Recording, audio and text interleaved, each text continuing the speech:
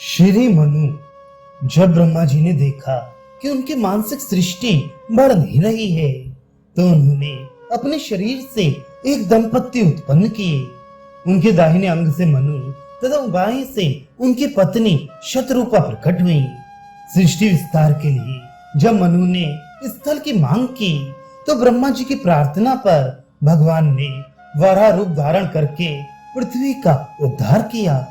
पृथ्वी का उद्धार हो जाने पर मनु अपनी पत्नी के साथ तप करने लगी, क्योंकि तप या भगवत भजन आदि से वासनामय चित्त वृत्तियों के बिना पवित्र किए संतान उत्पत्ति नहीं करनी चाहिए।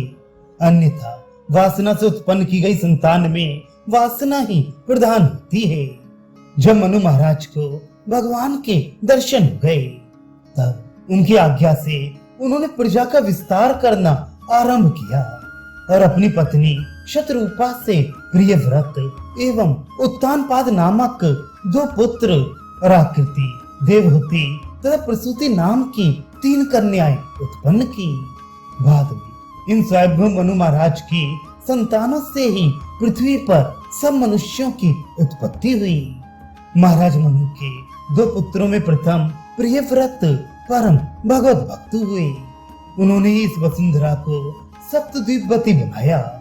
दूसरे पुत्र उत्तानपाद के ध्रुव जी जैसे अनन्य भक्त पैदा हुए।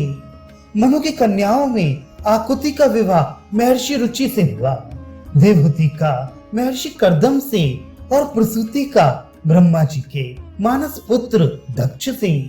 महाराज मनु ने अपनी संतान को कल्याण पथ पर चलने के लिए मानस धर्म शास्त्र का उपदेश किया, जो आज भी मनुस्मृति के नाम से उपलब्ध है। सुदीर्घ काल तक राज्य भोगने के बाद भी जब उन्हें चिदानंद की प्राप्ति नहीं हुई, तो वे अपनी पत्नी शतरूपा के साथ तपस्या करने के लिए चले गए। एकांत शांत स्थान में दोनों ने जाकर कठोर तपस्या प्रारंभ कर दी। देवता वरदान देने के लिए आए और मनु से वर मांगने को कहा, किंतु महाराज मनु की अभिलाषा तो शोभा धाम प्रभु के दर्शन की थी, इसलिए वे अविचल रूप से कठोरतम तपस्या करते रहे। उनका शरीर सूख गया और अस्थि मात्र ही जब शेष रह गया, तो आकाशवाणी में प्रभु ने उनसे वरदान मांगने को कहा। उस असाधारण आकाशवाणी ने जब मनु और शतरूपा के हृदय में प्रवेश किया, तो वे एक दिव्य आनंद से उनका अंतःकरण खिल उठा और उन्होंने भूमि पर मस्तक नवाकर भगवान से प्रार्थना की कि हे भगवान, अगर आप हम पर प्रसन्न हो तो हमें प्रत्यक्ष आकर दर्शन दीजिए। हम भगवान शंकर के हृदय में निवास करने वाले आपके श्रुतिमय रूप को जी भरकर देखना चाहते हैं। भक्त वत्सल भगवान ने मनु की प्रार्थना मान ली और अपनी पराशक्ति श्री लक्ष्मी जी के साथ उन दंपत्ति को दर्शन देकर कृतार्थ किया। श्री हरि की रूप माधुरी को देखकर उनकी अतृप्त आंखें अपलक हो उस दिव्य रूप सागर में निमग्न हो गई।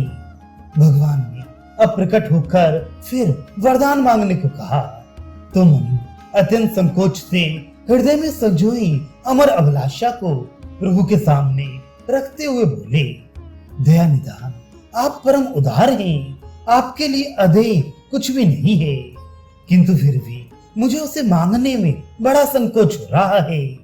भगवान ने जब बार बार निसंकोच मांगने को कहा, तो इन्होंने मांगा, आपके समान पुत्र मुझे प्राप्त हो। सुनकर भगवान हंस पड़े और उस निश्चल याचना पर और स्वयं ही मनु का पुत्र होना स्वीकार किया। शतरूपा ने भी यही वरदान मांगा और कहा, जो भक्त आपको परम प्रिय हैं, उनको जो सुख, जो भक्ति और जो ज्ञान प्राप्त होता है, वही हमें भी कृपा करके प्रदान कीजिए। भगवान वरदान देकर चले गए। त्रेता में जब महाराज मनु ने अयोध्या के राजा दशरथ के रूप में और शतरूपा ने रानी कौशल्या के रूप में इस धरती पर जन्म लिया, तब भगवान भी राम के रूप में अयोध्या में अवतरित हुए और राक्षसों का नाश कर संतों का आनंद बढ़ाया।